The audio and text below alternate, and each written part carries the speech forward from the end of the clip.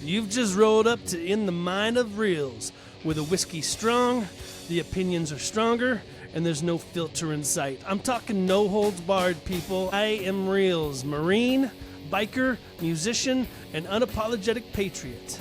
I love my country and all things fast, loud, and wild. And if you came here looking for a smooth ride, you came to the wrong motherfucking place. Buckle up, let's get it done. It's time to dive into the chaos that's inside my mind. So today's going to be a pretty cool episode. I have a pretty good buddy of mine on the show today. His name is Zig, and I actually met him through another good buddy of mine by the name of Henry, which is going to be on the show next week. But anyways, I met Zig through Henry, and he was actually in Fallen Union for the last 2 years of our ride. So with that being said, Zig, what's going on, bro? How you doing, man?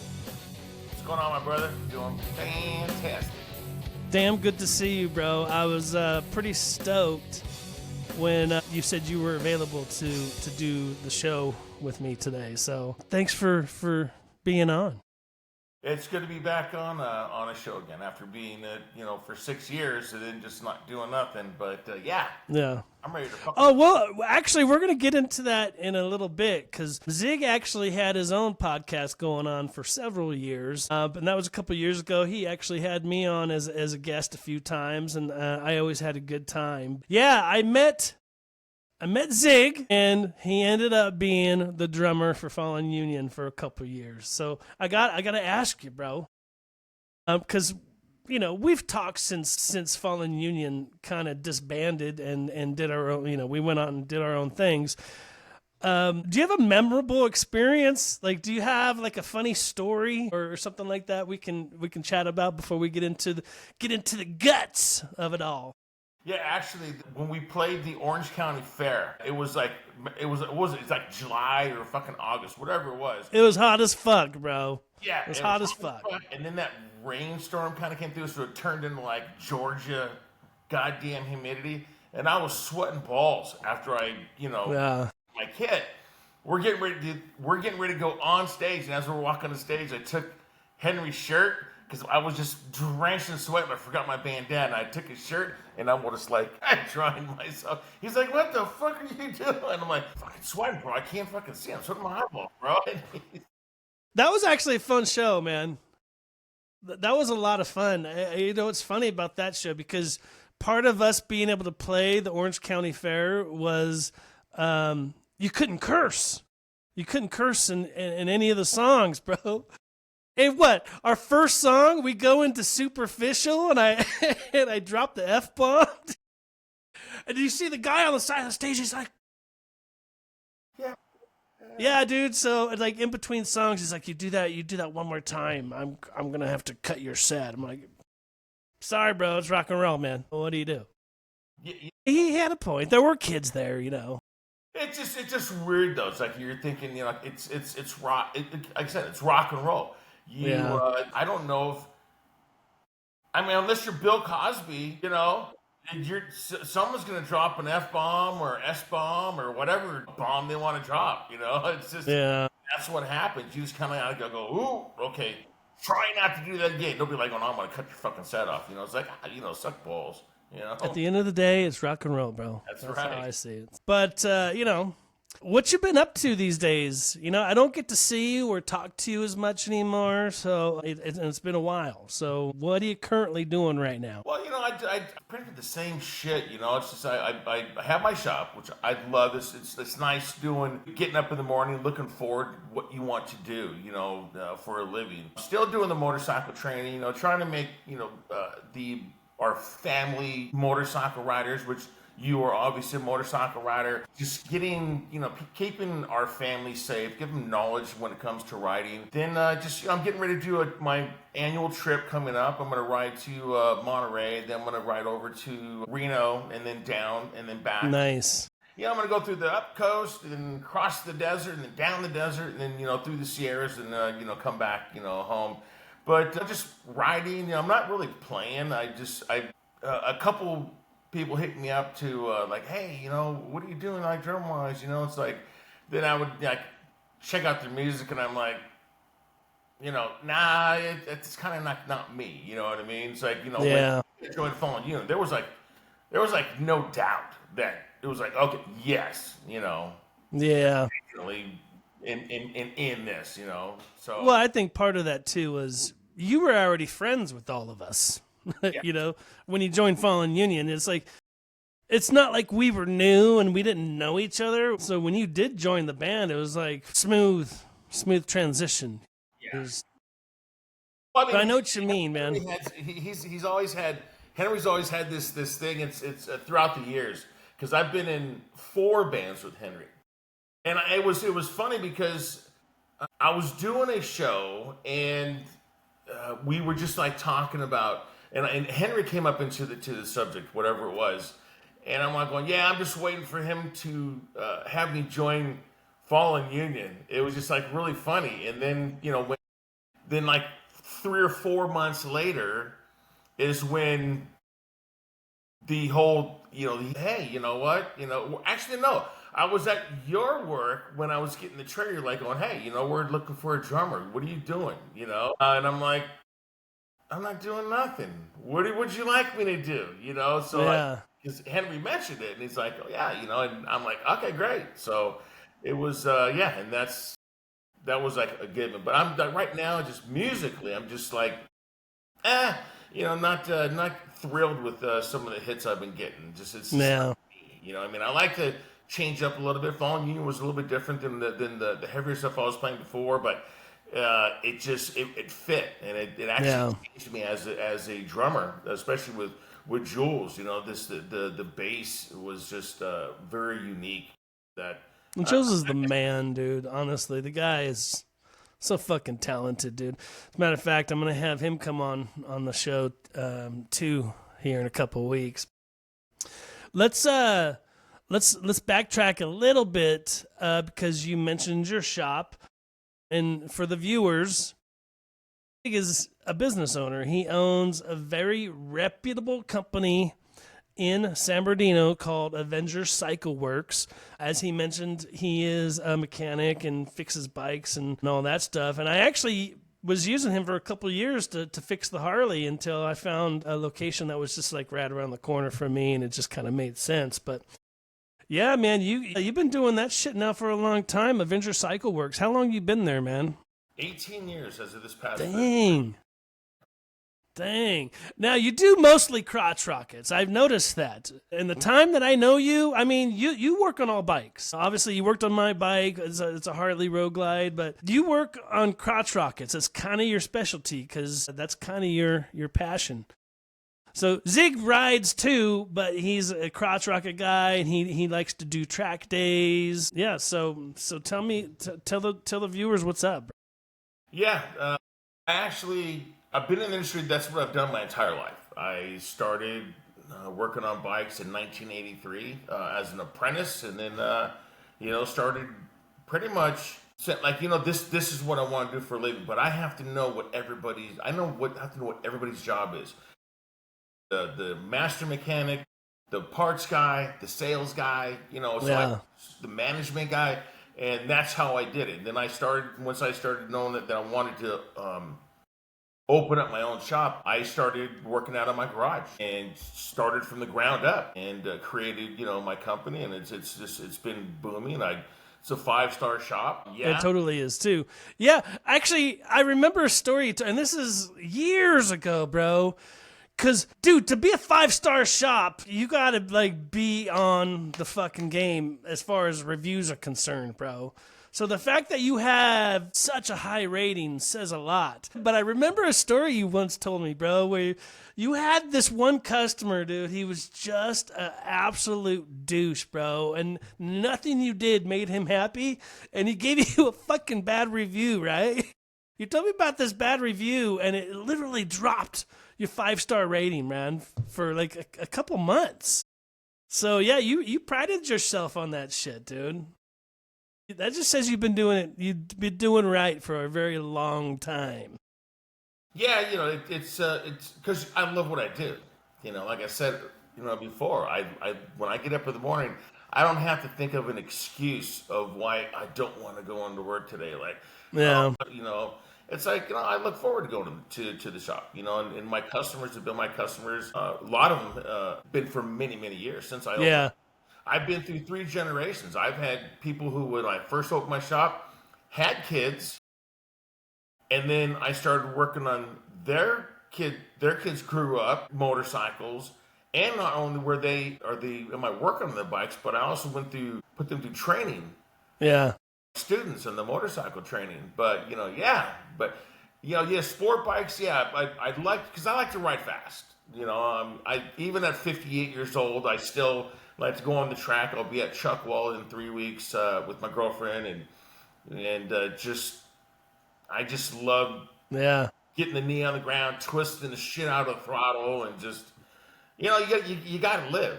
You got it. I like the determining thing I do each year. When I ride on the street, it's like, okay, I'm cool, but there's still that 20-year-old kid inside of me that says, you know what, this 35-mile-an-hour curve, we really need to do this at like 80 miles an hour. I know. I'm like, fuck that, dude. You can't do it on the street, so it's like, okay, well, I can do it on the track legally. Yeah. That's what I love about you, dude. And I think we're kind of kindred spirits in that way. We both have this passion for riding. Now, mind you, you've been doing it a lot longer than I have. And we have this passion for riding. But the thing is, it's almost polar opposites, where you like these hardcore twisties and stuff, and you like riding fast on turns. You like track. I'm terrified of doing track shit. But you get me on a cruiser in my road glide, I love just traveling the fucking United States and going on long trips. Whereas you're kind of like, you love that speed, bro. And the fact that you're pushing 60 and still doing that shit, fucking leather suit and everything, man. I give you a lot of credit, bro. That's some scary shit for me, to be honest. Practice, so many years. I've been riding the track since I was 18 years old. So that's 40 years. That's a long time, man. Constantly, just doing it and doing it and doing it. I mean, do I make mistakes here and there? Yeah, but not a big enough mistake to crash, because the last thing I want to do is crash at my age, because it's already painful getting up sometimes in the morning. You get those mornings, you have good days and bad days, and then what's a bad day? You get up in the morning, you're like, oh shit. That pain that's in the lower back says, hey, remember me when you were 25 fucking years old and you did this and we went off the track? The body doesn't heal like it used to, brother. I tell you that. Absolutely not.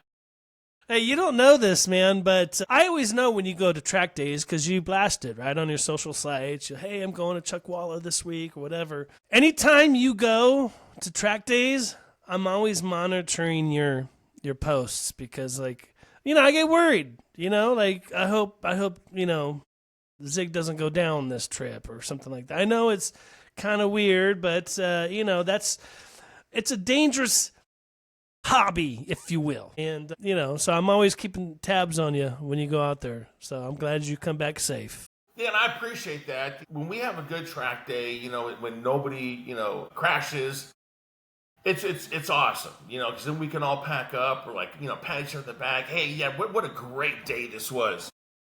For sure. You do have we've had those times where my sons have crashed, or most recently one of my sons, we're at Big Willow, and it was his first track day, and he ended up going a little wide and ended up hitting a concrete pillar. What son was this? Now, for the viewers, Zig has 2 boys and a daughter, correct? No, I just have the 2 boys. 2 boys. If you have baby girl, I always that's how you know baby girl. That's why I always think you have a daughter as well. Yeah, no, because I always called her my daughter. And actually, just to let you know that my son Dylan and her got back together recently too. So I'm really excited about that, because I just love her to pieces. She's good people. She was the daughter that I never had and always wanted. So which one went down? The guy that owns the shop? No, that's Drake. So Drake and Drake. Dylan are actually my blood sons. Yes. I have another Power is he's like my Drake who owns the shop Yeah. who goes down from mine.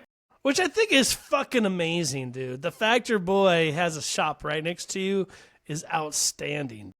Yeah, and then not only that, it's like, he forms Drake Build, which is he's huge on YouTube, huge on Instagram. He's got this like million followers, whatever. It's just like, it's just Wow. Yeah, it's and he created that himself.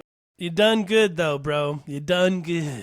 Yeah, but Power is his best friend, his right-hand man. Power was just like, he's just a kid that I just really just loved to pieces. He he moved in, rented a room from us at the last house we were at. And then he's still with us in the new house we have now. He's just my son. Yeah. And whenever I introduce him, he's my son. That's good. Yeah. So I do get that. They're like, oh wait, when did you have another son?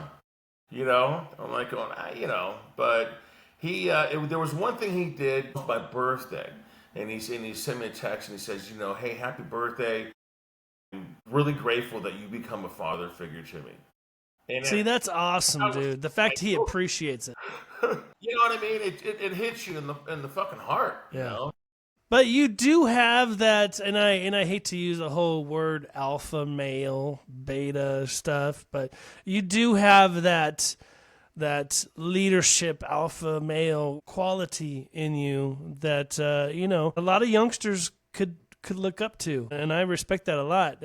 Especially you being a business owner, you handle yourself in a way that is very it's just inviting. You know what I'm saying? It's like it's contagious almost. I can't help but like you, Zig. Okay, I can't help but like you. But real quick too, for the viewers, Zig had mentioned that he is an instructor. Yeah, he is a safety course instructor at a motorcycle class. I actually took his course when I started riding many years ago. So I was like, I tell you what, dude, taking your course absolutely made me feel 1,000 times better riding a bike. It really did. Because you go over not only all the basics, but, all the safety and all that stuff. And I know you still get annoyed with me that I don't wear any safety gear, but hey, whatever. But yeah, I learned a fucking lot at your course, bro. No doubt. I've been doing that for 23 years, and it's amazing. When I became an instructor, it took a few years to realize, because I've been riding my whole life. So yeah, to me, it's just so natural. I've been started riding motorcycles when I was 9 years old. And so it was just, when you're young and then your whole life is revolved around motorcycles, it just seems so easy. It's like, it's so simple. Anybody can just ride a motorcycle until you now start teaching it. And I shadowed a buddy of mine who said, hey, you'd be a great motorcycle safety instructor. I'm like, I was like, nobody really needs to learn how to ride a motorcycle. There's the clutch, there's the brake, there's the shifter. No, that is not true. And once I shadow, I'm like, wow, there's a lot to it. So when I became a motorcycle safety instructor, it's been 23 years now.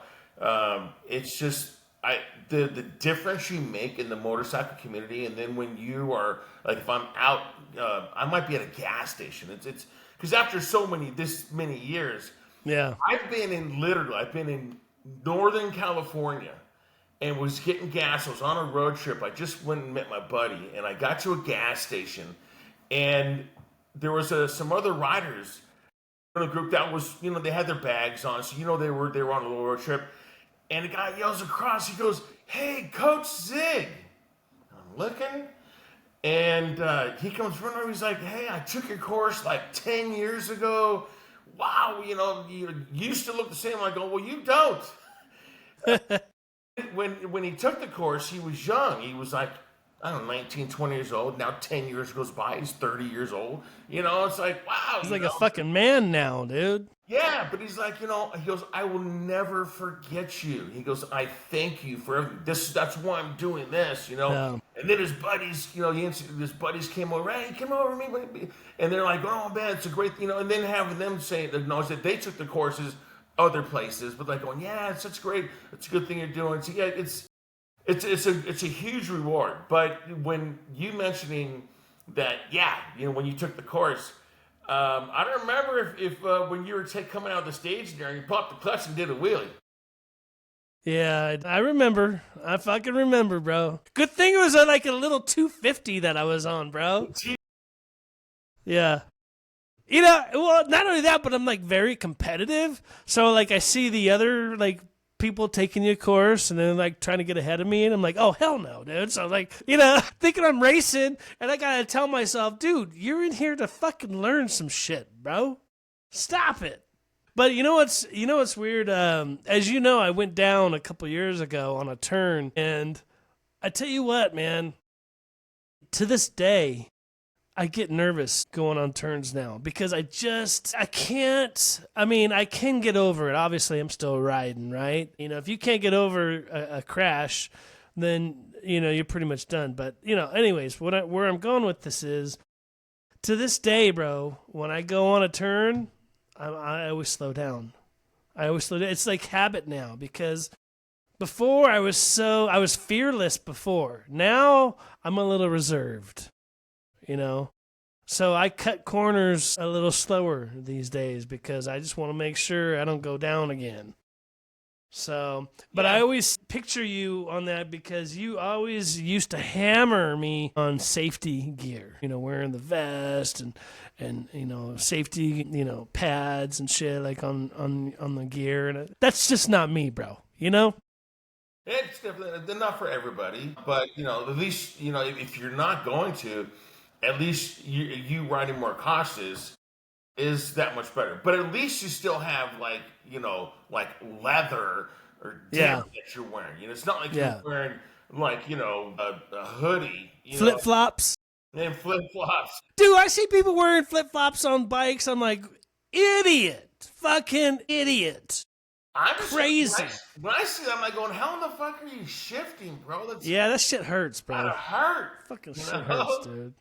But it fucking hurts. I've always said that when I tell my students, here's the number one self-inflicted wound for riders is misnegotiating a curve, and the number one cause of that is going in too fast. Yeah. Once you're in the curve, there's no margin for error at that point. And then what happens is there's two things going to happen. One, you're just going to run wide, and then go off the road or into a fixed object or something like that. Or you're going to touch your brake and boom, down your motorcycle. So it's just like, you're always better going to corner too slow and too fast. If you go into corner too slow, you can always speed up. If you go into corner too fast, fear takes over, and then bad things happen. And anybody, it doesn't matter how good of a rider you are, anybody can make the mistake of going into a turn too fast, right? Like I remember going on a ride with you, and I think it was the ride for Justin. Like it was a couple of years back. Yeah, New Year's Day. And the New Year's Day ride, and we went over Ortega Highway. And I don't know, I was probably somewhere in the middle of the pack. Or no, I was towards the end because you were at the end. And we were coming around this turn, and we came in hot. We came in hot, bro, and I crossed over a little bit. So luckily nothing happened, right? But we get to our stop, and you pulled me aside. You're like, bro, what the fuck was that? I'm like, bro, I came in hot, bro. I'm sorry. You're like, don't do that shit again. And I felt like saying, yes, coach. Yes, sir. I get it. Because, dude, you taught me a lot in your course, bro. And it all went out the fucking window on that turn. It's like, shit. At least, as long as you learn from your mistakes without crashing. Totally. Learn from your mistakes. That's the thing you got to understand. It's like, look, we're humans. We make mistakes. But as long as we learn from them. Totally. That's the key thing. If you don't learn from it and then you keep on doing the same shit, Then next thing you know, it's going to be like going, hey, the phone call comes. Hey, Zig, I don't know if you know, but, JT went down or Henry went down or whatever, and it's Yeah. like, oh, shit. Now we're having to visit, a buddy or something like that in the hospital. That's like no place to, go visit somebody. Well, hey, just know, I know you have, before we move on to the next topic, I know you have an advanced course and you guys focus on turns and shit. I want to take that course. So you're going to have to let me know when that next one is. Yeah, actually, I can ask if you don't mind me doing a plug real quick. Yeah, dude, plug away. I want to actually plug your business, Avenger Cycleworks, where you're located at, all that stuff. Okay, so floor is yours, brother. My shop is Avenger Cycleworks, and I'm in San Bernardino. And so the advanced course, the motorcycle training. So if there's your viewers, if they're interested in riding a motorcycle, all they have to do is go on to learntoridehd.com, and that's one of my best friend Larry's site. That's where I mostly teach at. I also teach at a place called Ride Right, when that one is rideright.net. All the courses have it's the same advanced courses. We teach for total control training, and that's who does the curriculum. They have the advanced courses. Even though there are other advanced courses that you can go to, you can look up, which is great because it keeps the learning curve. It's more tools, mental toolbox. But the one you're thinking of is called the IRC. It's the Intermediate Rider Clinic. You can go onto the site, find out. Actually, my girlfriend is actually taking it on the 17th because she rides crotch rockets too, right? She does, and yeah, she's very gotcha. Fast. She likes to get her knee on the ground, so she. You guys are like a match made in heaven. That's great, dude. Bro. We just met our first year at the beginning of April. But so when I got her into doing the track, when we first started dating, within her first year, just her first season, she has now got to the point where she's only 6 seconds. Her fastest lap time is only 6 seconds behind mine. Dang, dude. Yeah. Now, mind you, 1 second on the track is a long time, but when you're closing that gap to 6 seconds, from like 20 seconds, that's huge. Yeah, but does weight play a factor because you're a bigger guy, right? So you're a guy and she's like 100 pounds. Like, does that play a factor? It has to. Because you probably hit those corners faster, right? No, because it doesn't really matter. It's all about technique. So really? There's guys in the paddock that are, 50 pounds bigger than me and can. Wow. So like 2 seconds, 3 seconds faster than me. So it is technique. It's all technique, your lines and everything like that. There's so much to it. I mean, I could sit here and we could talk. Well, anyways, yeah, let's. Well, I mean, I'm telling you, I'm like, let's do this. But the IRC, the Interactive, that's the one you want to take. When you're ready for that, bro, you just let me know. I'll make sure that I'm there at that day. Okay. That's the one not only the motorcycle training, but when you come to the track, if any of your viewers are track junkies or interested in going to the track, it's called the company's called Track Experience, and that's TRACK PERIENCE. So trackexperience.com, and then you go to level 1 and you learn. You can. It's not like we're level 2. I'm level 2, and then there's level 3, which my sons are at. But you learn so much because you can just practice. Well, that's what I'm saying, because you have a basic, intermediate, and then a pro. Yes. Right. Yeah. So I'd probably just stay in intermediate. I don't need to go pro status. I'm just, I just think the more you know, the better. Yes. Absolutely. You know what you got me? This is a really good habit you got me on. Now, I ride like a jackass. I ride fast, and I cut lanes a lot. The one thing you really got me on is I am super, super high alert when I'm cutting lanes and going through, going through vehicles. So like I'm constant. My eyes are like everywhere. I'm like 10 cars ahead, to the right, to the left. Am I in the fast lane? Boom, I know how much room I got. Like, you literally got me thinking like 100 miles an hour as I'm riding. And I think it's really helped a lot as far as how I navigate.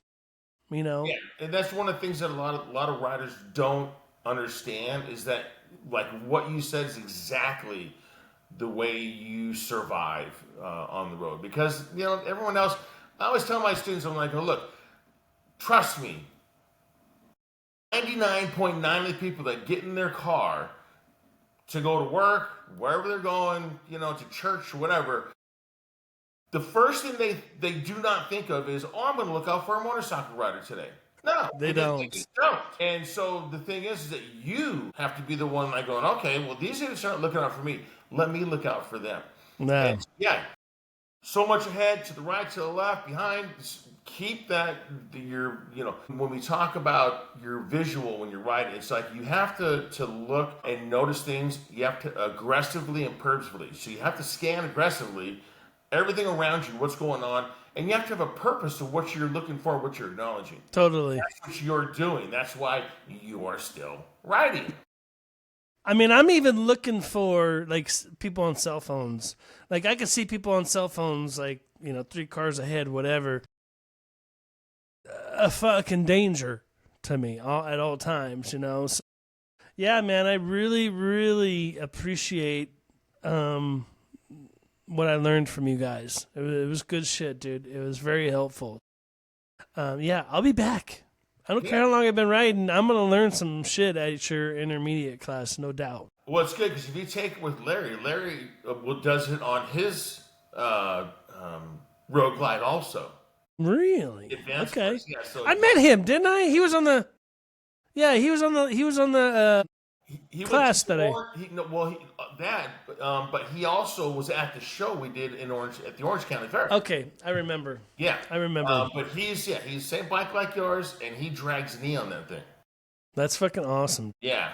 So yeah, it'd be a great time. It'd be good for him to see you again too. Yeah, that'd be good times. Let's move on. Let me ask you, because I've been meaning to ask you this for a while, and you had a pretty kick-ass podcast. What the fuck happened? Like one day you're doing it, and you're kicking ass, and then next thing it's like you're not doing it anymore. That's an easy answer, so we don't just jump into politics right away. But it was the fake demic that did that. Mm. So, it was great. For 6 years, I had my show. It flipped, depending on the season. So football season, we moved to Tuesday. Off football season, we put it on Monday. Yeah. And for 6 years, once a week, there's 52 weeks in a year. But see, the thing is, it's kind of a big production. You had a couple people on the team with you. Yeah, there was Alina, the JJ, Dutchie. Kyle was there for a while too, right? Yes. Actually, Dutchie's actually a motorcycle safety instructor now, I believe. Yeah, I chose to bypass that topic. And I'll tell you right now, Dutchie, if you're watching this, I absolutely hate your politics, okay? But I digress. We will move forward. I still think you're a good guy. But, but you got to figure, so there was the whole social distancing kind of thing. Yeah. Now, but when you're doing, because we had it at a studio, everyone came in. It was chaotic radio, and so everyone's in the same chaotic room. Radio. That's what I was like, what the fuck was his name? It was a while ago. I couldn't remember. Yeah, you could actually still view, if you YouTube, you can go on to the Zig Zone, or chaotic radio, the Zig Zone. Zig Zone, that's right, dude. That's right.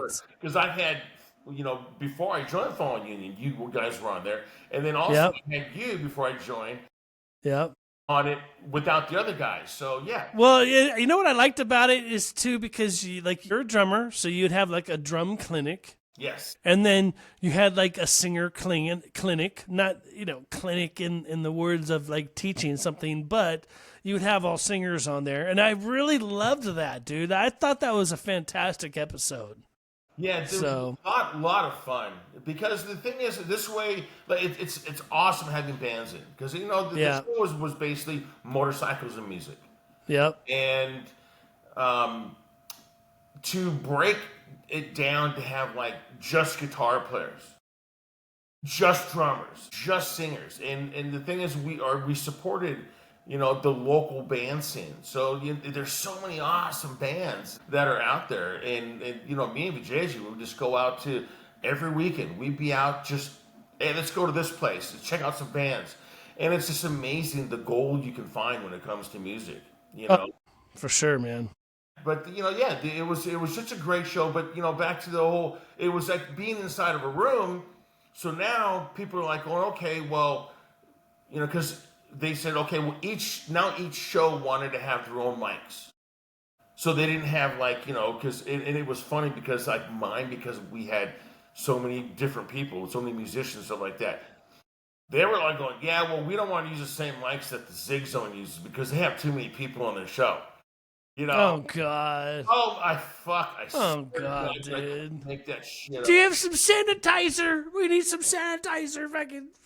Come on, dude. Well, and then also, my sponsors were motorcycle training sites, whereas a lot of the other people sponsors, which pay for their show, because it was a pretty decent overhead. Totally. They were restaurants. And so there were a lot of them were mom and pop restaurants, which ended up getting shut down because, we can get into that a little bit later. But they were getting shut down. So we don't need to. It's okay. Without any revenue coming in, how are you going to pay the overhead? That's what I was saying. How did that come to be, though? Because next thing I know, okay, I met you while you were doing Zig Zone. And back in the day, I wasn't really into podcasts, so that was kind of like a new thing for me. But when I rolled up to do your show, it was a big production, bro. You guys had a suite and an industrial complex. You guys had great marketing, great logo. You had a sound room. You had the guest room. You had, a green room for people. I was like, fuck, dude, Zig's got some shit here. So I was wondering how that all came to be. So I just kind of fell into it. I was actually a guest for Kit, and it was called Toxic. Yeah, that's right. Called Toxic Underground. That's right. Okay. And so he had me on as a guest, and I was just, because I've been in the music industry and I've done a lot of magazine interviews. I've been on the stage since I was 18 years old. And so the magazines, radio shows and stuff like that, like KNAC, which was awesome. Yeah, I remember, dude. Old school shit. So it just, I was comfortable. And then after the show, Kid's like, oh man, you're really comfortable on air. You ever thought about doing your own show? I'm like, oh, no. And then he had me on again, and he just dude, we gotta get you a show. I'm telling you. So I'm like, all right, well, we'll chill out and talk about this. I really didn't want to do it. And he kind of talked me into it. Then once I remember my first show, I was so fucking nervous because now I'm in the hot seat. I get it. It happens, bro. Yeah. You just gotta jump in and do it. Yeah, and I had this whole written up and everything, and it's just I started and I took the paper literally and I just crumpled it up. I threw it in the trash can and it just went whoom, and it just had so much fun. And the numbers, when Kit's inside the engineering room, the numbers were just And he's like, we're doing good. Just keep on going what you're doing. And and then that was it. And it just, I really, really miss it a lot because it was just so much fun. It is fun. It's funny that you said you had it all scripted out and then you just took it and trashed it, because you can't really script a podcast. I mean, you can, and even I do. I'll kind of have ideas. And I kind of have how I'm gonna bring people in and introduce stuff. But it's way better when it's just on the fly because it's way more authentic. Yes. And way more honest, and then you can. Yeah, totally. I love that. Yeah, and you can just you catch people in their comfort zone instead of them being so cautious, having someone in you're interviewing and they're just okay, When the first thing I would say when like a band would get there, I'm like going, they'd be like, okay, so what can we say or not say? You can say whatever the fuck you want. You can act the way however the hell you want. I don't give a shit. We're just gonna roll with this. There's no script in it. Hell no, because spontaneity, dude. Yeah, It's it's just way better. boom, and I got fucking drunk on that one. I think I was on your show twice. That first time around, bro, I got fucking hammered, bro. Because you kept busting out tequila. You were busting out tequila. You're busting out all kinds of. I was like, fuck, bro. I remember driving home going, fuck, I shouldn't be driving right now, bro. You got me fucking wasted, dude. Well, that was the thing. It was like before every show, it depended on whose turn it was, either mine or if it was JJ's or Scott's. We would buy a bottle of tequila, and it would sit in the thing. We'd have the shots around, the table, and we just start pouring shots throughout the day. It was great. The end of the second hour, and then people would bring beer, what have you. So then, Totally. like, by the time you get to the show, like I watch some of my shows now, and I'm like going, wow, yeah, like they should go home. Yeah, for sure. I had my kids, so I had a DD. So I was like, I don't give a shit. That was a good time, bro. It was a really good time. Next topic. And I've been waiting for this because, you and I, we align on this topic pretty much 100%. Let's talk politics. I got to get your views on a few things because obviously we're hardcore Republicans, we're pro-Trump, and we love the shakeup that's happening right now. And so my question to you is, and I'm just going to let you run with it, bro. Where do you think we're headed right now as a country? I want to know. Dude, we are heading in the fucking direction we should be going right now. Absolutely. It should have been like this his first term, and if he wouldn't have been stolen from us for his second term, we would have been so fucking awesome right now, bro. But I think it had to happen with this past administration for the Americans to see how corrupt the other side is. Yeah, absolutely. It's just they had to see it, although it was just like really just aggravating to me. But I'm like, you know what? Even if there's something bad going on, you got to try and find something good out of it, just so you don't lose your shit, But people seen how bad it really was, and that's why when this last election, I mean, I closed my shop. 3 o'clock. I'm like, I'm going to the voting booth, dude. I'm closing my shop at 3 o'clock, and I'm going to the voting booth, and I'm going to go home, and I'm going to start sipping, and I'm going to watch this whole thing unfold.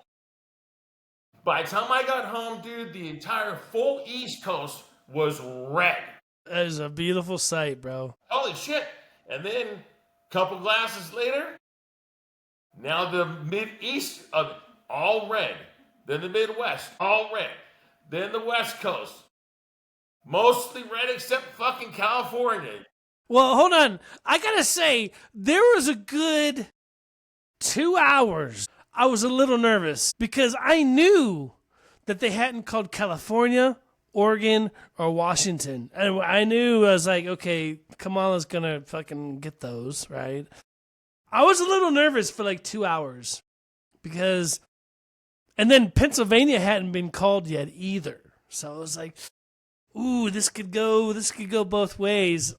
And then sure enough, Kamala got all fucking the West Coast. Arizona hadn't been called yet. Utah hadn't been called yet. I was like, ooh, this could be a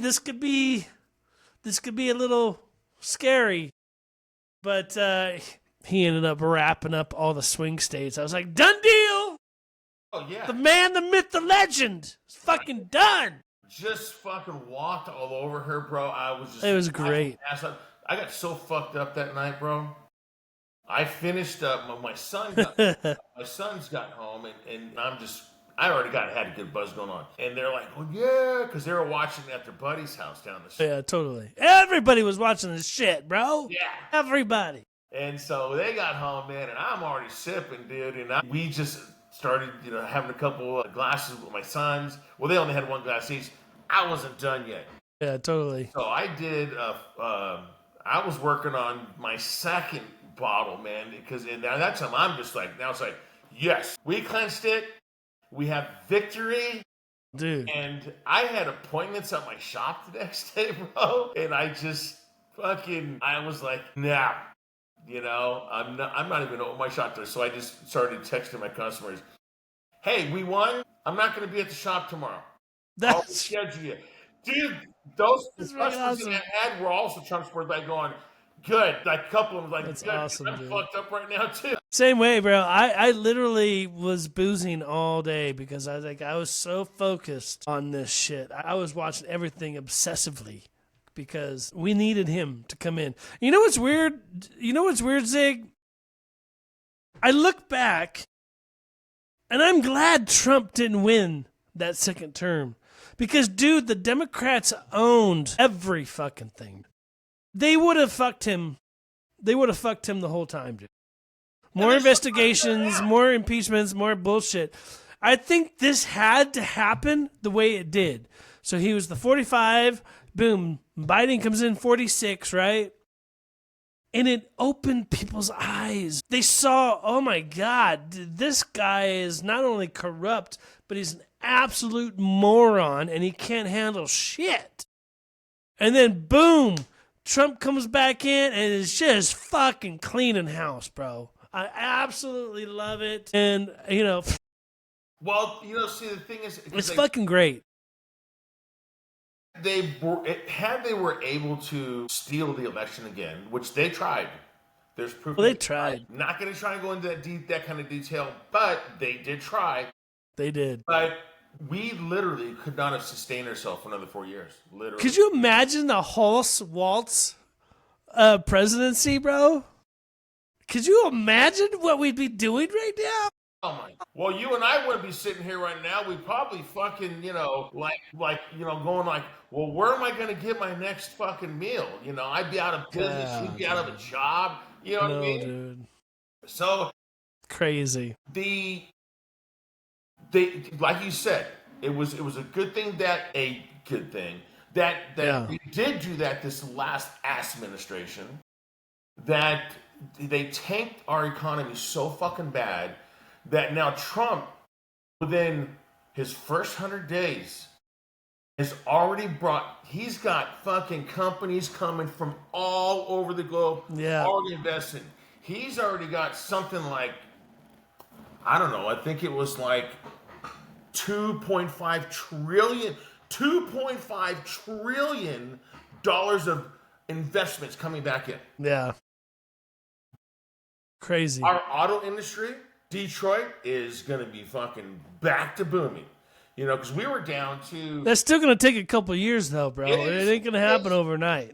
Yeah, they got to build the facilities, but I don't think it's going to take a couple of years. I think, because it's like you look at housing, you know what I mean? Like you look at people, they built new houses. I remember when I was younger, you would see them start to build the house, and it would take fucking there'd be a couple months go by, and they finally finish it.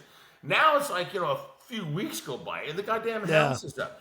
So I think that's going to be the same thing. I'm okay. The positive, outlook. I don't think it's going to take them that long to establish and build these factories. But to bring in almost $3 trillion, boom, the money's already there. See, the money's already been sent. So we already have that in the United States. Bang. You know what I mean? Mm-hmm.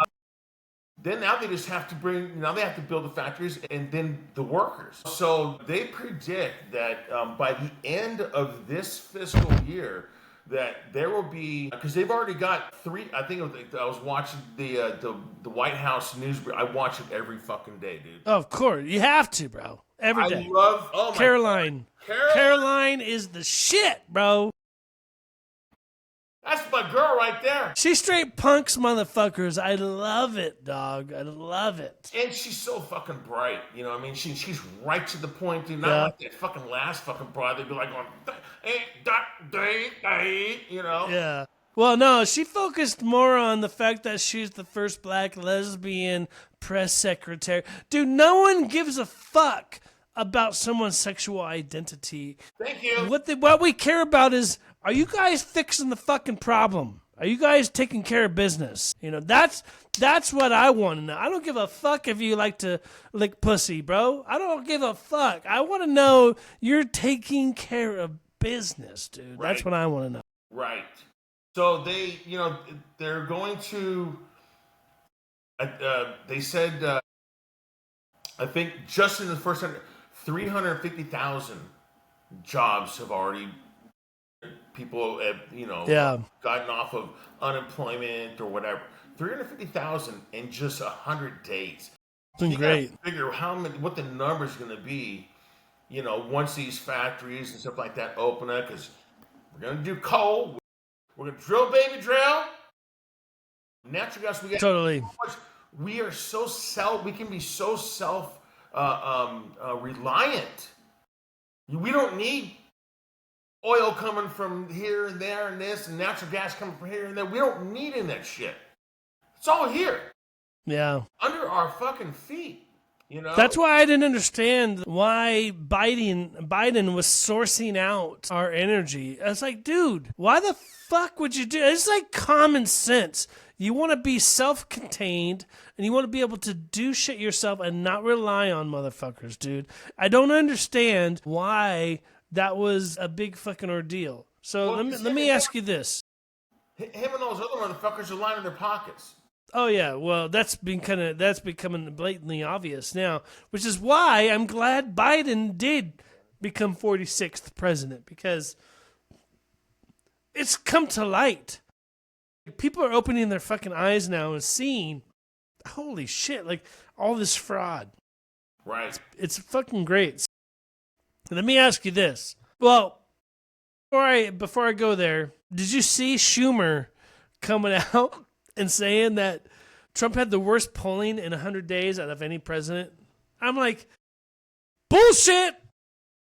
I call bullshit right now. I don't believe a fucking word the media says. Bullshit, right? So then some reporter straight punks him and says, hey, well, how do you feel about running against AOC? Because your polling numbers right now are like in the 30%. And he's like, well, polls are come and go. Polls come and go, and you could never really. So it was like he just came on saying that Trump had the worst fucking polls in 100 days out of any president. And then he backtracks and says, well, polls, they vary, like, yeah. Fucking shit. They also want to, dude. It's like, come on. Believe their lies. I know. It's fucking crazy. You're fucking kidding me, bro. So, I know we're on the same page politically, but is there one issue right now that's still kind of pissing you off? Is there one issue right now that Trump hasn't really handled? They're like, okay, guy, let's get this shit rolling. What's that issue? No, because Trump is doing things like you mentioned earlier. That he was learning from the last. Yeah. He was 45, and now he's like, okay. Like even like we're talking about riding motorcycles, you learn from our mistakes, right? So he learned from mistakes. So he's doing everything in order. I mean, do we want like some of the things?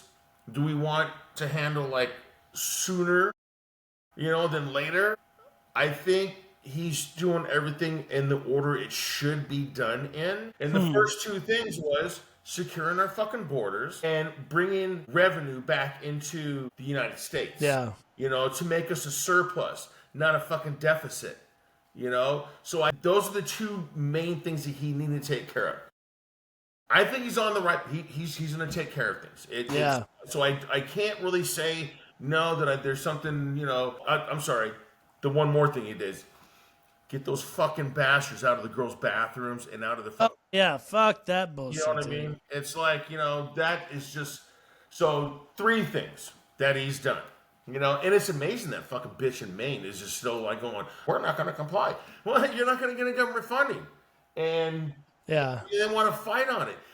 I forget who it was. But they're interviewing people in Maine, and they're like going, "No, she's a stupid idiot." You know what I mean? I know. Our little girl, like they're interviewing people with little girls.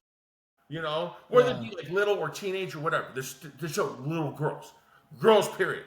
Going like, no, they shouldn't be. There shouldn't be no boy inside there, Dude. I don't think it's like gay or like he's not going to touch them. But they don't. There's no reason why a boy should walk around with this fucking wanker hanging out. Dude, there's no reason for men to be in a women's fucking bathroom. There's no fucking reason, bro. And why the fuck are we changing laws for a society that's less than 1%? Thank you. Like, why the fuck are we changing law? Like, dude, this is common sense. The fact that Trump even had to make an executive order stating that there's only male and female is fucking absurd. I understand why he did it. I'm glad he did it. Should we have been in this situation? Hell no. Like, this is common fucking sense, right? Like, it blows my mind that we are even having this topic on the fucking table with America. Right. Because I don't have kids, okay? So I can't personally relate to someone who does. Who's got, like a husband and a father going to the women, walking his girl to the women's restroom so she can use the restroom, and having to stand there and wonder if there's a fucking man in there. Like, I don't know that feeling, but it's common fucking sense. If I had one, I wouldn't want males to fucking go into the bathroom, period. No, absolutely not. Yeah. I'm glad he's handling that shit. I'd literally be in fucking jail right now, bro. Oh, because I'd no doubt on the fucking dude all over the place, walking in that fucking bathroom. Yeah, it's fucking crazy. Let me ask you this: if you could sign one executive order tomorrow, and it would be law across the board, what would it be? Absolutely zero real estate sold to anyone outside of the United States. Ooh, I love that, dude. Yeah, because China's been buying up our farmlands, been buying up properties all across the fucking nation. And there's a reason. There's one of the reasons why they're doing this, because they're taking all those because they can't. Their soil is so fucking polluted, they can't grow shit there. So what they do is they do that, and then they send it back to fucking China. Well, there's more than just that, though. It's True, more like but they also ground themselves here. Exactly. The more that they can own in America, the more of a grasp they have. It's common knowledge that China has been saying for years, decades, that they're going to destroy America from within. Yeah. And it's going to take a long time to do it, but they've been doing it. And they did it really well under the Biden regime, bro. Really fucking well. And they're putting a stop to that now. Like, for the first person to do it was I would say 2 years ago. Huckabee, governor of Oklahoma, said, you know what? Anybody from China, all these China companies that own real estate, we're taking it back. Fuck off. And I was just like, oh, yes. Yes. I couldn't have been, dude, we need her in the governor of California. That's what we need. You know what I mean? Make some goddamn changes. You know what I mean? Well, don't you know? Did you know who the new governor is going to be for California? Don't you know, bro? Fucking Kamala. Whatever. I think... Dude, I'm like, man, I don't know what's worse, Gavin Newsom or Kamala as governor. I don't fucking know what's worse, bro. Well, I can tell the difference in them. One is just, you gotta admit, the guy's a fucking smart crook. He's smooth and he's a good looking dude. He's a crook and he's smart at it. Well, he's got Nancy Pelosi in his fucking corner. What do you expect? Right? She taught him everything he knows. And you got Kamala, who just doesn't do shit. I mean, literally. You've got Vance. When you go on and you look at Vance, the vice president in the last 100, that motherfucker's in Australia, he's in Canada, he's in Britain, he's Not only that, dude, but he was one of the last people to see the Pope alive, bro. Right. True story, dog. I was like, that's something else. Yeah. That's something else. And he's doing something. For the 4 goddamn years, what'd you see Kamala do? Fucking go on interviews going, you know, with that fucking dumbass fucking laugh. It's like, oh my God, bro, I don't know how many times I just want to reach to the fucking screen and shove a fucking big ass dildo down her fucking throat. You know, it's like, dude, shit. hey, you know what? I'm pretty sure a lot of Americans agree like you. You know, it's like she would not have been a good fit for America, especially at the time we're in right now. Because we could have gone either way, bro.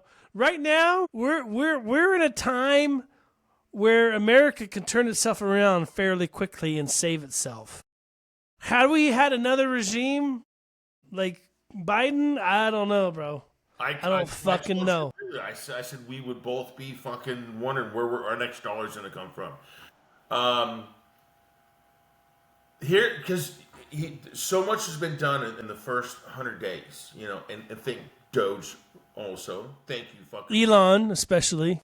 You badass motherfucker. Yeah, and they're fucking hating on him, bro. It fucking pisses me off, dude.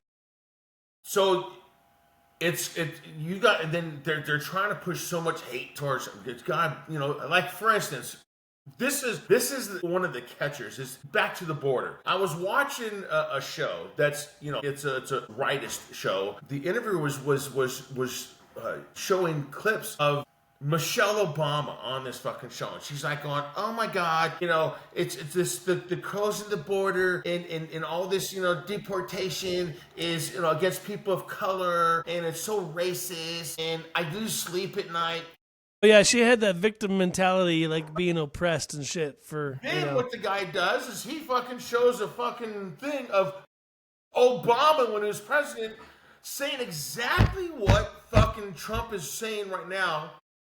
And did you know that Obama has deported more people than Trump has right now? Yeah, over 3 million people to be exact. Oh, but God forbid that. Yeah. Trump, yeah. God forbid, because he's so fucking hated. You know, it's like, you know, makes no sense. Such fucking, they're so, oh my God. Disillusioned. There you go. Thank you. Because I just so lose focus of how stupid of a fucking word I can use to fucking describe them. You know what I mean? It's just... Well, that's why it's funny when you see a rich elitist, whether it's an actor or a really rich fucking politician, and they're saying things. It's like, how can you take it serious? It's like Bernie Sanders and AOC. My God. They're on a tour right now to combat oligarchy with billionaires, but yet they're both millionaires riding in a fucking private jet first class to every fucking event they're doing. It's like, it's an oxymoron. It makes no sense, bro. Right. It makes no sense. Not only that, but if you listen to shit, they're straight out on a mic in front of people, lying to them. Yeah, actually, straight lying, dude. Straight up lying, making shit up, making fucking people believe what they're saying is true. And I'm like, you know, and that's one of the problems, brother, is that we have to, especially new generation, you know, of the leftist thing, you know, because they're looking and they're only listening to that shit. What we need to do is we have to remember, we have to encourage, you know, people, whether you're right or left. Like my sons, I didn't tell my sons and say, hey, you know what? You have to be on the right because the left is all fucked up. What I did is like, look, I am on the right because of these reasons, and the reasons why I'm on the right is because the left does this. I see this, but I do my homework on both sides. Yeah, you have to, bro. The lies of the left. It's amazing how leftists and lies start with the same fucking letter, right? And okay, I mean, it makes sense. So it makes sense. And it's just, and then like, okay, I've done my homework diligently, seen what, you know, okay, well, they said this, but let me see if the right actually said this. Well, they didn't, you know? But I can't catch anybody on the right making shit up about the people on the fucking left at all. If anybody can actually just say, tell me, well, Trump said this, but it was a total fucking lie, I'm open to it. I can't find anything. And I would like to find somebody, even Caroline Leavitt, are you up there at the podium doing the White House briefing and saying anything that's bullshit? I can't find it. And I'll look for it. You know what I mean? So that way I know. But as soon as you fucking got to the left, and the left's like going, blah, blah, blah. And then I'm like, no, that's not what they said. They take the words and they twist them. Yeah. So, and then now you got the people that are like, looking at the left. Oh, well, geez. Oh, my God. Well, yeah. Trump's a misogynist. Well, okay. Well, if Trump's a misogynist, why is majority, half of his crew, females? His administration is filled with females, bro. And not just females, but smart ones, bro. Brilliant. And they're fucking hot. Yeah. I don't know how that plays out, but I mean, I tell you what, Caroline is way more pleasant to look at than the last one, And I'm my God, thank you. Well, I mean, it's just not only that, but Caroline comes with straight facts and fire, bro. That's what it just comes down to. No blowing smoke up our asses, no fucking fluff, straight to the fucking point. Here's what the president's doing. And I love that. Dude, just tell me what's up. That's all I want to know. And especially when you see her, and then you get when she calls another reporter, and then they ask the same question in a different way, and she'll be like going, I just answered that question. She lights them up, dude. It's fucking great. So smart, so precise, and right to the point. Yeah. It's like going, no fucks given, Yeah, there's a meme that I saw recently, and then after the meme, I saw a video where a guy was explaining the differences between the left and the right. And he really break it down in layman's terms, because at the end of the day, true conservative, right? We didn't win. Biden got in there and destroyed shit. Were we mad? Hell yes, we were mad. But what did we do? We put our heads down and we went to work. And that's really fucking it, right? I mean, we got to work, go make money. Let's ride this shit out is really what it came down to. But when the left loses, it's like they want to not only cancel you, but they want to destroy your fucking life, bro. Your family, your livelihood, your friends fucking destroy you, bro. And I'm not saying everybody is like that, okay? I have friends on the left that I can have civil conversations with, civil debates with. I have had friends on the left that I've had to delete them, or we're no longer friends, because it's just like such a clear night and day difference. At the end of the day, dude, I want to be able to make money. I want to be happy. I don't want to stress. I want to travel and not worry about finances. And I want to know that my country is fucking safe, and I don't have to worry about fucking loading up my fucking guns and getting on the streets and taking care of business myself, right? That's all I want. It's like, you can't really do that when you have a fucking radical leftist in the fucking White House. Right. And guaranteed that, if Kamala would have gotten elected. Tell me what you really think about her, bro. Dude, I wouldn't even let her suck my dick, dude. That's how disgusting she is. And I love blowjobs. Oh my God. Did you just say that, bro? Okay. Hey, this is unfiltered, bro. Say whatever the fuck you want, dog. That was your introduction, bro. No fucks given. Exactly. But your Second Amendment, because you have to remember that when you are sworn in as president, you're also sworn to uphold the Constitution, not dismantle it, totally. Uphold it. Every single one of the fucking amendments. The Second Amendment, I'm telling you, you're a gun guy, I'm a gun guy. Mm-hmm. There's, majority of the people in the United States are gun owners, you know? So it's like, to have something like that, and they want to sit there and say, oh my God, you don't need this, and you don't need that, why, an AR-15, it's assault rifle 15. No, it's not. It's Armalite rifle. Yep. You know? That's what's classic about it. Everybody fucking misconstrues that. You know what's funny? But it's not even funny. It pisses me off, actually. These motherfuckers making or trying to make amendments to the Second Amendment and making these ridiculous gun laws are people who don't know jack shit about guns. Thank you. Yeah. It's like, why the fuck are you making amendments and trying to come up with laws when you don't know jack shit? Go get educated first, then come back to me and talk to me, bro. Yeah, like I forget who the fucking politician was. It was in California, and he had this fucking gun, and he's like going, yes, and this assault rifle shoots, what was it, like 30 rounds per second, and I'm like, yeah, that was some congressman. I think I remember what you're talking about. Yeah. He said like an unbelievable amount. I'm like, dude, this guy has no idea what he's talking about. Like, and yet this guy is the one trying to pass laws. Fucking blows my mind, Zig. Yeah. It's fucking crazy. Thank God that, Trump is a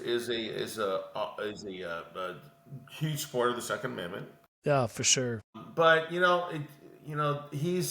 we're on the right path, bro. And this is going to be a really good 4 years. And so it was, it's back to what I was saying as far as like looking at both sides. We really need to encourage people, to look at both sides of the spectrum. You weigh your pendulum out. Yeah. And so like there's like I've got, some of my customers that are leftists, but they like firearms, and I'm like, well, what American doesn't? Right. You know what I'm saying? Most Americans love firearms. Right. And so when and then they are like going, okay, well, so that means the Constitution is at risk, and I'm like, yeah, it is. So just look at the pros and cons of things, and so I've got a lot of customers of mine that were left that are now right, or even if they maintain left. They just know that right now Trump is what we fucking need to get ourselves on the right path, and hopefully by the end of this administration is completed, that people see how productive we are. And I'm telling you, people are gonna have more money in their pocket, in their bank. People are gonna be able to drive the car they want. If they don't want to fucking be forced to drive an electric vehicle, they want to drive a Ford Ranger, right? Yeah. Or a Toyota Tundra, they have that right to do so. That's why they call us the best country in the world. We're a free country. We're able to have free thinking, freedom of speech, and everything. And you as a veteran fought for that. Mm-hmm. And people gave their lives, gave limbs, gave, everything to have us become the country that we are now. And for people to try and dismantle that is just like, it took all this work to do it, but we can just fuck it up because we want to, because we want it to be this way, the new order kind of shit. It's like, I'm not going to fight with that bullshit. So Trump now is that's what he's doing. I think he's opening eyes. For sure. He's absolutely doing that. People are hearing and they're going to see the difference in their livelihood from the last 4 years to this 4 years. Yeah. I thought was fantastic, and this just goes to show the character of Trump and Elon. Obviously, they're both close, right? Trump put out an executive order to shut down the EV mandate that Biden had implemented. And I don't know what the final year was, 2032 or something, where everybody had to have an EV vehicle. And he's like, no, No. Because number one, it's unrealistic. We can't sustain it. We can't provide it. Our electrical grid can't fucking handle it. The fact that Trump shut that down, I could see, like, I wish I could have been a fly on the wall when he had that conversation with Elon and be like, hey, look, bud, we're buddies.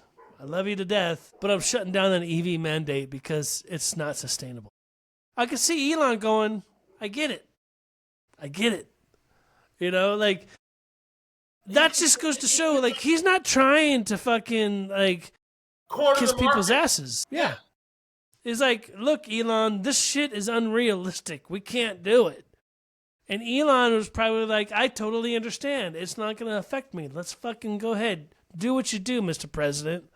Like, I could see that happening. And the fact that he shut that down is just fucking, it's just a testament of this guy's character, man. And that's where it comes down to, like, just having the open mind. It's like, you got a man who owns an electric vehicle company. One largest in the world. The largest in the entire planet. And he's like right there, like you said, probably sitting there in the same room with Trump and like going, and Trump's, like you said, yeah, I'm going to shut this thing down. He's like going, that's a wise decision. I bet you goddamn well that Elon says, you're right. I have no right to profit off of forcing somebody to, buy my vehicles or buy an electric vehicle. Everyone should have their own decision. Choice. Elon that's what's so awesome about Elon is that he's not someone who is going to like be part of that dictatorship of like, yeah. So since they're going to pass this, I'm going to become not only a multi-billionaire, I'm going to become I'm going to become a trillionaire, right? I think it's trillionaire. I don't know. When you got that much money, I mean, what do you do, man? Right, but it's awesome. And then and another thing about Elon is, because some people are so they're what are they saying when it comes to Doge? Like they're cutting Medicaid and blah blah. No, they're not. That's one of the fucking bullshit things. But that's the lies that are going on because of the fucking media, bro. But look at how much fraud, such like wasteful fucking spending that they found. That's crazy. And found until like now. Doge is still going to go on. Elon is like going, okay, look, I'm here for this amount of time. He's actually stepped back a little bit. He's actually stepped back from it. Well, he said he was going to do that. Yeah. You know what I mean? But that program is still going to go on. Oh, absolutely, it has to. And they're gonna continue to find shit. I mean, I don't think it's gonna take 3 years to find everything. No, they found so goddamn much in the first fucking 3 weeks. And you got to look at it this way. I really tried to look both sides. What did the left do when Elon started making the announcement of all this fraud? What'd they do? They turned him into a villain. And like a year prior, they fucking loved him. But now he's bringing to light all this fucking fraud. And now it's like, let's destroy Elon. Now people are going out destroying fucking, Tesla dealerships, destroying personal property. I'm like, dude, these people are fucking mental, bro. And they should be put in prison, straight up. Just like you said, it's like, when they stole the election and we bowed it. All right, let's just go to work. Exactly. All we can do is wait for 4 fucking years and hope things goddamn change, which they did, thank God. Fucking so happy, bro. Smile, right? Totally, dude. But the left is so fucking cuckoo that it's like, okay, so now everybody that had a Tesla, because when you were buying Tesla, everyone's like, "Oh yeah, you have a Tesla, yay! You're good for the environment, yay!" Totally. Hercules, and now all of a sudden, Elon decides that I'm going to find a bunch of fucking wasteful spending of your tax dollars. That now you're going to lose your shit, and then fuck up innocent people's fucking cars because they're actually trying to do what you're doing. Yay! Yeah. For, and now you're fucking up their fucking vehicles. Let's destroy the messenger. It's like, that's exactly what happened. Dude, people are just, I mean, literally, bro. I think, when it comes to the left, people are fucking nuts, dude. I mean, Well, in full disclosure, I don't want to sit here and just say everybody's like that. That's not the case. There's good people on the left and the right, and there's good people who will sit and have a civil conversation. I think what you and I are talking about right now are more the extremists. They're just crazy motherfuckers out there who are just like mental. And that's what we're talking about. Yes, I do get on a tangent. You can, and so do I, because I'm so fucking passionate about what the fuck is going on right now, and it really affects what we're doing in life. If we have a jackass in there who's not taking care of Americans, then I'm gonna have a fucking problem with it. Yes. But to my point is like when Trump became the 45th, all the riots, like look at Seattle and Portland. Crazy, from dude. Beautiful fucking cities to these shit towns, Chicago, New York. It's just, you're like, fuck, really? And then when the last 4 years, I was upset, but how many riots were there? Dude, I couldn't tell you. How the fuck would Zero! There were none. There were no people on the right going, and then they... You're talking about when Trump was... Yeah. You're talking about when Biden was in office. They have is when they fucking stormed the White House. Gotcha. Dude, we already fucking know that was a fucking leftist fucking... Oh, that was a charade, bro. Yeah. That was all fucking set up. But it was all set up by the one and only Nancy fucking Pelosi. That fucking drunk. Right. But I'll say it, yes, Nancy Pelosi. She's a biatch. Fuck her. But I will pull back my comment. Not all left, because I do have some left. Like I even mentioned that they're still left, they still voted for Trump, but they still have some of the beliefs that they believe in the right. But or on the left. So it's cool. But I really want this, all of us. I think as a country, remember the Constitution starts with we the people. Yeah. And that's all of us. It's whether you're right or you're left or you're independent or whatever it is. It's like let's really like focus on us. Because remember, the government works for us. We don't work for the government. You know what I mean? Well, it somehow has gotten twisted over the last 40 years, bro. It really has. At the end of the day, I am a firm believer, and I want to have faith in the fact that most Americans are on the same page. They want to have a good life. Like I said, they want to have a good life. They want to be able to support their family. They want to be able to travel, have good times without struggling. You know what? I think we just somehow along the way we've lost that ability to communicate with one another. Yeah. I'm not saying you and I'm just saying people in general. Yeah. And I really hope it changes. I really hope that at some point we can all come together and be like, hey, you know what? America's kicking ass right now. It's obvious. And get back to the old days, bro. Well, and I'll tell you one way to do that, because I have a Trump sticker, and he's in a Superman fucking suit on the back of my truck. Fucking awesome. Right?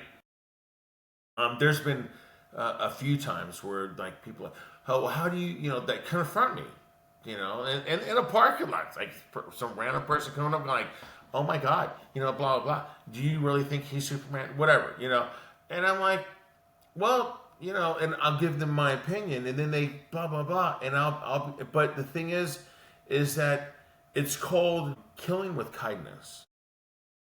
And I'm just very polite to them, even though they're irate to me. I'm just very polite, and I'm like, they're always mad, bro. Right? They're always mad, man. As long as I don't lose my temper and I'm still maintaining, I'm like going, at least half the people that confront me on anything like that, it's just like, they're like, wow, he's like totally chilled. And then they start, oh yeah. And then I start helping them say, look, there's reasoning. you know. So, you know, and that's the thing. Just, and I'm not saying everybody run out there and be like, oh, you know, start, you know, preaching, oh, you know, you gotta, you know, really gotta support Trump. I'm not saying you gotta do that. Just saying that, you know, when you are confronted or with somebody that that has a different opinion, tell them with kindness and be like, look, you know, I mean, help them realize nicely, well, is your life a little bit better right now?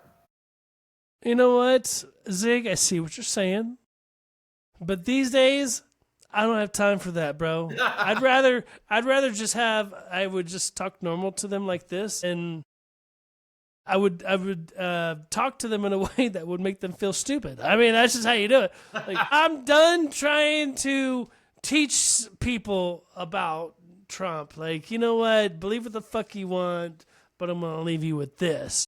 And, you know, it typically ends up with them getting mad and cursing me out and fucking walking off. And that's when I know I won. You know, I'm like, yes, fuck off, another angry person. Yes, I love it. You know, because here's the thing. If someone can piss you off to the point where you just lose your shit, essentially they control you, right? Right. So no one's going to control me, but if I can verbally control somebody else, it makes me giggle inside, okay? Shit. Right. That's how I see it. Anyways, when it comes to debating politics only, okay? Just for clarifications.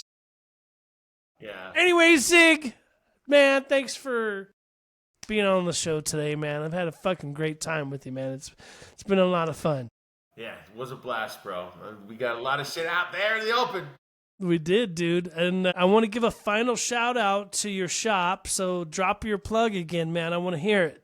All right, it's Avenger Cycleworks in San Bernardino, in the San Bernardino Auto Plaza. You can Google it. It'll pull right off the freeway, too. Right. Very easy to spot. You make a right and one left or two lefts, and you're at my shop. I can see the freeway from my front door. And I encourage anybody that's interested in riding motorcycles, please take the safety course. It's not only going to save your life, but when you go through it and then you mention it to your friends, you're going to save another life.